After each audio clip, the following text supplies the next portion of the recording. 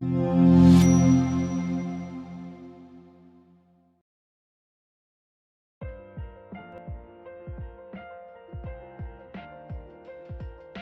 వంకాయ ఉల్లిపాయ కూర ఎలా చేద్దామో చూద్దాం.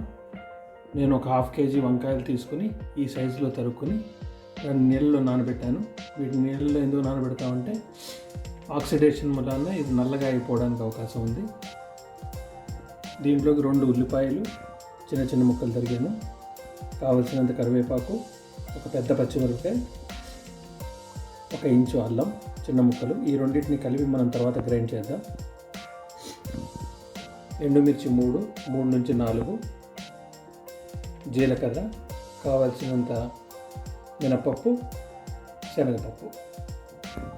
దీంట్లోకి కావలసినంత ఆవాలు, ఇంగువ, పసుపు, కావలసినంత ఉప్పు. ఇప్పుడు మూకుడులోకి 1 or 2 టేబుల్ స్పూన్స్ ఆయిల్ తీసుకుని స్టవ్ ఆన్ చేశాను.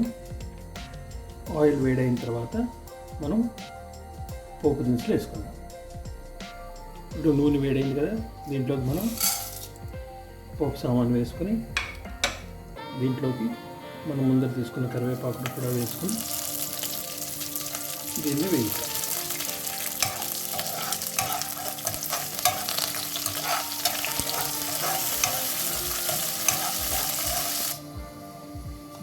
పోపు కొంచెం వేగిన తర్వాత 1 స్పూన్ ఆవాలు, కొంచెం ఇంగువ,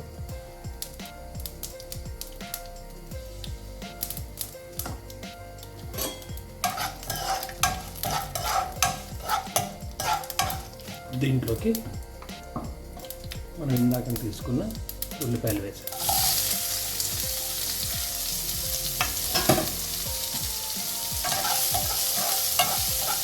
ఉల్లిపాయలు బ్రౌన్ కలర్ వచ్చేంత వరకు వేస్తాం.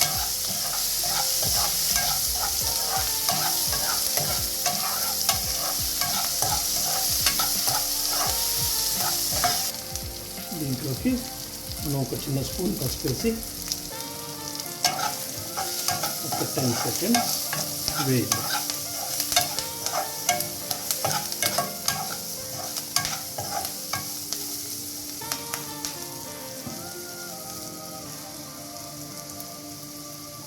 ఉల్లిపాయ ఆల్మోస్ట్ వేగింది కదా, దీంట్లోకి ఇందాక తరిగి పెట్టుకుని నీళ్ళల్లో వేసిన వంకాయలను యాడ్ చేయాలి.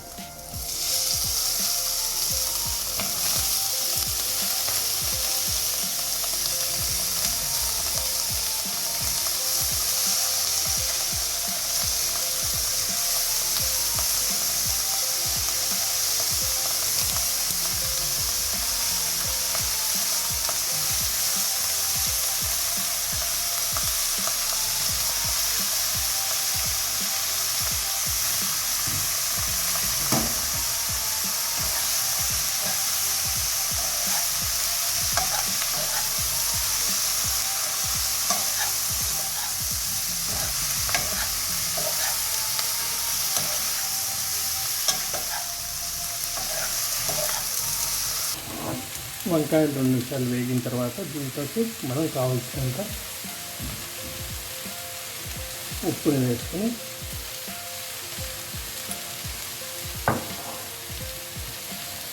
దీన్ని బాగా కలుపుదాం.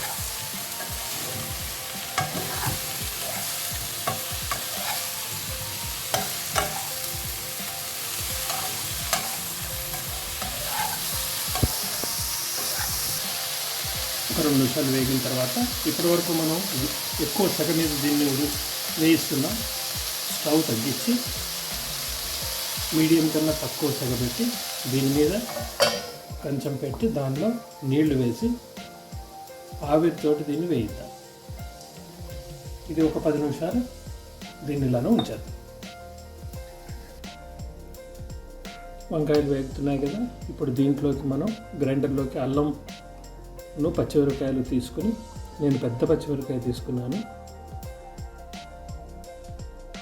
సో ఈ పచ్చిమిరపకాయ రెండింటిని మనం గ్రైండ్ చేద్దాం.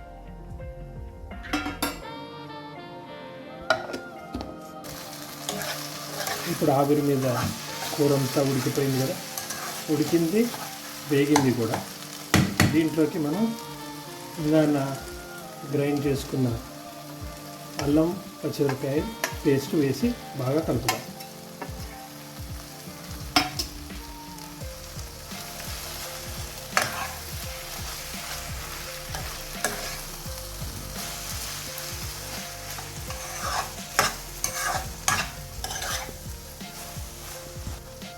ఇప్పుడు అల్లం పచ్చిమిరపకాయ పేస్ట్ బాగా కలిసింది కదా, దీన్ని మీడియం సెగ మీద ఒక 5 minutes వేయి.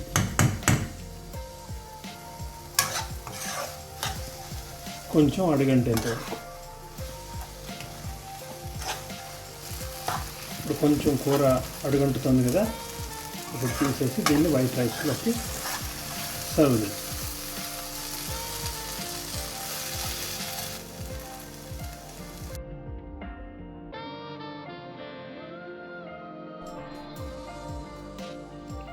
Thank you for watching. మీకు రెసిపీ నచ్చితే ప్లీజ్ లైక్ అండ్ సబ్స్క్రైబ్.